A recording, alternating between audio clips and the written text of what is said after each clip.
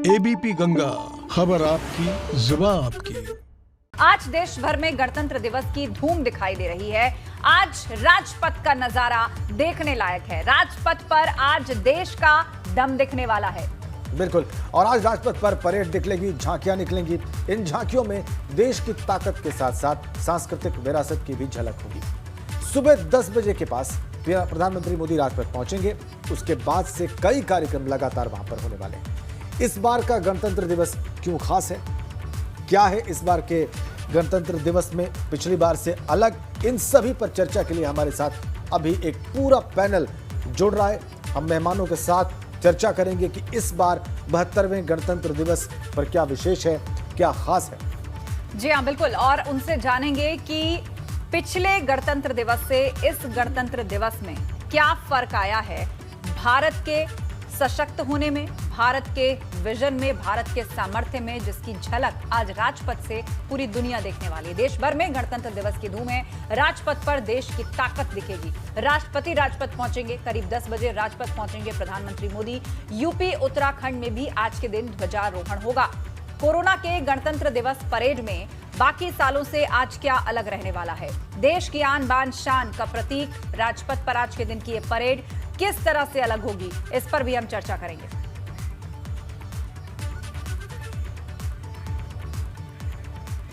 ये आप तस्वीरें सीधी देख रहे हैं। कई राज्यों की राजधानियों में परेड की शुरुआत हो भी चुकी है। उड़ीसा भुवनेश्वर से आप ये परेड देख रहे हैं। वहां पर गणतंत्र दिवस समारोह का प्रारंभ हो गया है और आप देखिए भुवनेश्वर उड़ीसा, ऐसे वहां पर परेड हो रही है और ऐसे सुरक्षा बल वहां पर परेड कर रहे हैं। उड़ीसा पुलिस,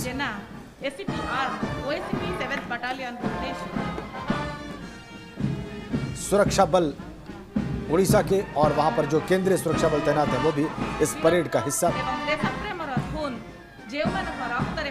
भुवनेश्वर में सुबह ज्यादा साफ दिल्ली के मुकाबले में ज्यादा स्पष्ट, और ऐसी ही परेड और ऐसा ही सेलिब्रेशन सभी राज्यों की राजधानी में या तो शुरू होने वाला है या शुरू हो चुका होगा।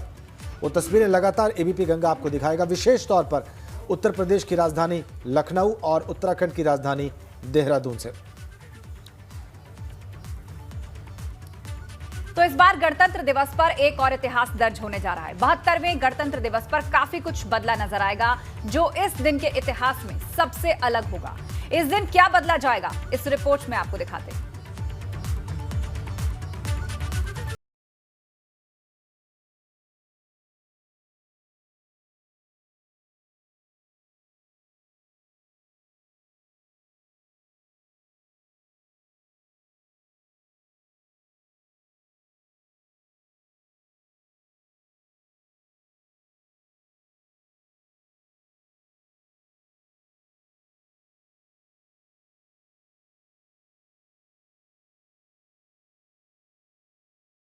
की तरह समारोह या होगा बदला।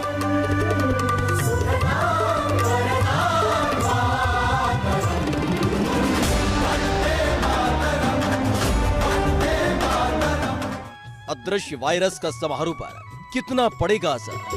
कौसानी का अनासक्ति आश्रम योग बनाए बेहतर जीवन। राजपथ पर भारत के अलावा किस देश की सेना दिखाएगी दमखम। मेरा रंग दे बसंती चोला, मेरा रंग दे बसंती चोला। कोरोना महामारी का असर गणतंत्र दिवस पर साफ देखने को मिलेगा, जिसके चलते समारोह में इस बार कई तरह के परिवर्तन किए गए हैं। एक अदृश्य वायरस ने गणतंत्र दिवस समारोह को बदल दिया।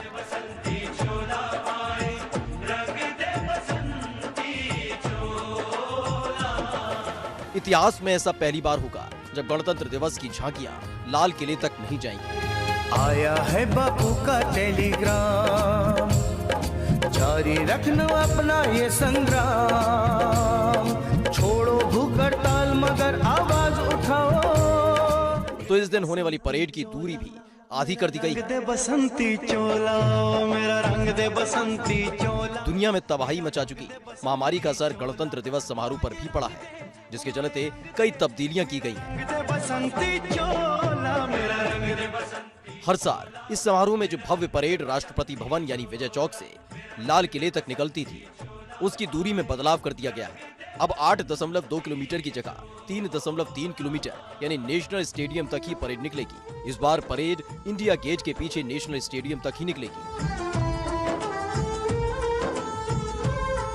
परेड की सिर्फ दूरी कम नहीं हुई है, बल्कि कोरोना को लेकर एहतियात भी बरता गया है।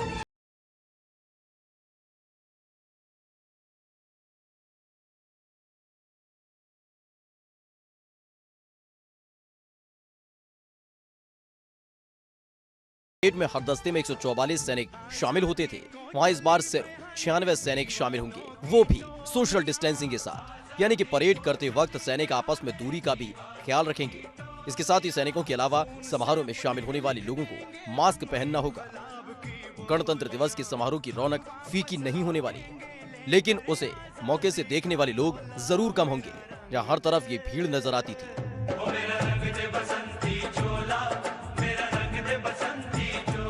वहां इस बार 1.25 लाख लोगों के बजाय 5000 लोग ही दिखेंगे। साथ ही खड़े होकर समारोह को देखने की इजाजत नहीं होगी, क्योंकि 25,000 लोगों के बैठने का ही इंतजाम है। इसी को देखते हुए इस बार सिर्फ 7500 टिकट जारी किए गए हैं। साथ ही एंट्री और एग्जिट गेटों की संख्या भी बढ़ा दी गई है, ताकि भीड़ न लगे। जहां पैरामेडिकल स्टाफ और डॉक्टर्स मौजूद रहेंगे। स्वच्छ भारत, स्वस्थ भारत, स्वच्छ भारत, स्वस्थ भारत। इतना ही नहीं, इस बार छोटे बच्चे परेड में शामिल नहीं होंगे, न ही आरक्षित घेरा दिखेगा, यानी कि कोरोना प्रोटोकॉल के तहत 15 साल से कम उम्र और दिव्यांग बच्चे परेड में शामिल नहीं होंगे। न ही स्कूली बच्चों के लिए आरक्षित घेरा दिखने वाला है। स्वच्छता संकल्प है सेहत का, है सबके जन। गणतंत्र दिवस पर कोरोना का असर सिर्फ एहतियात तक सीमित नहीं है, बल्कि इस बार कार्यक्रम में कोई विदेशी मेहमान भी शामिल नहीं होने जा रहा है। हालांकि ब्रिटेन के पीएम बोरिस जॉनसन को मुख्य अतिथि बनने का निमंत्रण दिया गया था, लेकिन ब्रिटेन में बढ़ते संक्रमण और नए स्ट्रेन का खतरा होने के चलते उन्होंने गणतंत्र दिवस समारोह में शामिल न होने का फैसला लिया।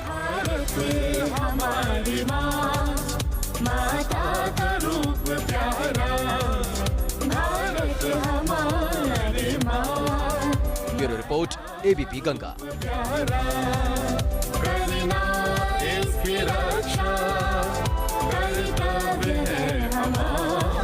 सबसे पहले सवाल अमनेंदु उपाध्याय जी हमारे बीच में, वरिष्ठ पत्रकार, उन्हीं से ही। सर, कोरोना काल है और हर साल हम गणतंत्र दिवस पर देश की आन बान शान का परिचय विश्व से कराते हैं। एक दूसरे देश के मेहमान भी हमारे साथ बतौर चीफ गेस्ट होते हैं। तो इस बार परेड में आप क्या देख पा रहे हैं? क्या कोरोना के चलते चीजें जो सिमटी हैं उससे वो भव्यता जो है या वो जो मैसेज है दुनिया भर का, उस लेवल पर हम दे पाएंगे? देखिए, मैसेज तो जाएगा ही दुनिया भर के लेवल पे भी कि इस कोरोना काल में भी, जब सारी दुनिया भी इस समय एक तरीके से देखा है ठप्प पड़ी हुई है, और उस समय भी हम ये अपना कार्यक्रम कर तो रहे ही हैं। भले ही हम उसका संक्षिप्तीकरण हमने कर दिया हो, झांकियाँ कम हो गई हों और कार्यक्रम कम हो गए हों, लेकिन कार्यक्रम हमारा हो रहा है। और सबसे बड़ी बात ये है कि हमारा गणतंत्र जो है वो लगातार मजबूत हुआ है इन 70-72 सालों में पिछले समय। और ये मैसेज जो है सारी दुनिया को हम जो है देने की कोशिश कर रहे हैं और दुनिया को जा भी रहा है। और बहुत सी दिक्कतें आती हैं, उन दिक्कतों को हम लोग पार भी कर रहे हैं और लगातार जो है देश वो प्रगति के पथ पर अग्रसर है। और मुझे लगता है कि सारी दुनिया को ये मैसेज जो है जा रहा है कि भारत जो है एक मजबूत राष्ट्र के रूप में जो है वो बढ़ रहा है। तो कोरोना काल है, जाहिर सी बात है कि थोड़ा दिक्कतें हैं जी जी, लेकिन संदेश जो है वो तो जाहिर है, संदेश पूरा जा रहा है। ठीक है, group captain retired Sandeep Mehta साहब हमारे साथ हैं। मेहता साहब, बहुत स्वागत है आपका एक बार फिर से एबीपी गंगा पर।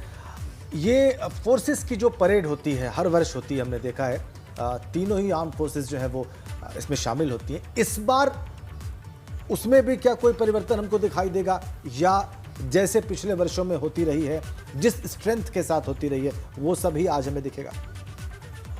नहीं, जो स्ट्रेंथ है, डेफिनेटली जो मार्चिंग कॉलम्स हैं वो कम हुए हैं, और जो फ्लाई पास्ट हैं भारतीय वायुसेना के, उसमें भी कुछ फॉर्मेशंस में बदलाव आया है, कुछ कम हुई हैं। तो लगभग 37 एयरक्राफ्ट टोटल जो है वो फ्लाई पास्ट में पार्टिसिपेट करेंगे, जो कि 2 पार्ट्स में होगा। एक लगभग 10 बजे से लेकर 10 के 15 मिनट के बीच का होगा जी। और दूसरा ब्लॉक जो होगा वो उसमें मेन फाइटर्स पार्टिसिपेट करेंगे जी। नए जहाज़ों में हमें देखने मिलेगा अपाचे, चिनूक और रफाल जी। और साथ ही एक विंटेज एयरक्राफ्ट डकोटा भी फ्लाई कर रहा है इस बार, जिसका बांग्लादेश के लिबरेशन में बहुत अहम योगदान था। तो वो एक अनोखी चीज़ हमें इस बार देखने मिलेगी। जी हाँ सर, आपने बताया विस्तार से कि किस तरीके से आज कौन से नए जो एयरक्राफ्ट हैं वो शोकेस होने वाले हैं। और फिलहाल तस्वीरें हमें सिंघू बॉर्डर से मिल रही हैं और ये लाइव तस्वीरें हैं। एक तरफ गणतंत्र दिवस की परेड होनी है तो आज किसानों का भी ट्रैक्टर मार्च है और सिंघू बॉर्डर पे ये जो हंगामे की तस्वीरें हम आपको दिखा रहे हैं, तमाम किसान इकट्ठा हुए हैं। आज ट्रैक्टर रैली निकालनी है लेकिन दिल्ली पुलिस ने दिशा निर्देश दिए हैं, कुछ नियम कानून दिए हैं जिसके तहत निकालना है। पर सिंघू बॉर्डर पर देखिए कितना जबरदस्त हंगामा हो रहा है, बवाल हो रहा है। ये सभी किसान हैं जो इस आंदोलन का समर्थन कर रहे हैं, ये सभी इकट्ठा है सिंघू बॉर्डर पर। और किस तरीके से वहां पर हंगामा इस वक्त चल रहा है, किस बात को लेकर ये शोर शराबा हंगामा है, ये फिलहाल साफ नहीं है। लेकिन आखिर इसकी जरूरत क्यों आन पड़ी, ये एक बड़ा सवाल है। जब ट्रैक्टर रैली की इजाजत दिल्ली पुलिस ने दे दी है, क्या रूट रहेगा वो भी बता दिया है, किन नियमों को ध्यान में रखना है वो भी स्पष्ट कर दिया है। तो जब प्रशासन कोऑपरेट कर रहा है तो ऐसे में इस हंगामे की भीड़ लगाने की क्या आवश्यकता है। एक अहम बात यह भी कही गई कि आपको नेशनल फ्लैग साथ में लेकर के चलना है, मतलब किसी भी पॉलिटिकल पार्टी का झंडा आप नहीं उठा सकते। तो ऐसे में यदि आप किसी संगठन से भी जुड़े हैं, उसका भी फ्लैग आप हाथ में लेते हैं तो आगे आपको तिरंगे को ही रखना है। लेकिन ये आंदोलन के समर्थक हैं, सिंघू बॉर्डर पर बड़ी तादाद में इकट्ठा है, लाइव तस्वीरें मिल रही हैं। और ये इस वक्त टिकरी बॉर्डर, ये टिकरी बॉर्डर से आप तस्वीरें देख रहे हैं कि किस तरीके से यहाँ पर तमाम आंदोलनकारी या उसके समर्थक इकट्ठा हो गए हैं, हाथों में बैनर लिए, झंडे लिए, अपने अपने संगठनों के। यहाँ हंगामा इस वक्त चल रहा है, कोई सोशल डिस्टेंसिंग नहीं है। ट्रैक्टर रैली आज निकाली जानी है, अलग अलग हिस्सों से ट्रैक्टर लेकर आंदोलन के समर्थक यहां पर पहुंचे हैं। तो ऐसे में इस हंगामे की जरूरत क्यों आन पड़ी, भीड़ लगा के इस तरीके से शोर शराबा हंगामा। और कोरोना काल में वाकई जब हर चीज़ को सोशल डिस्टेंसिंग के साथ करने की हिदायत है और होना भी चाहिए, उस वक्त आप देखिए ज़्यादा ही जोश दिखाई दे रहा है यहाँ पर किसानों का। मैं चाहूँगा कि अमलेंदु उपाध्याय जी हमारे साथ हैं, वरिष्ठ पत्रकार, वो इस पर टिप्पणी करें। इन तस्वीरों को देख के पहली बात आपके जहन में क्या आ रही है, कैसा रहने वाला है दिन आज का?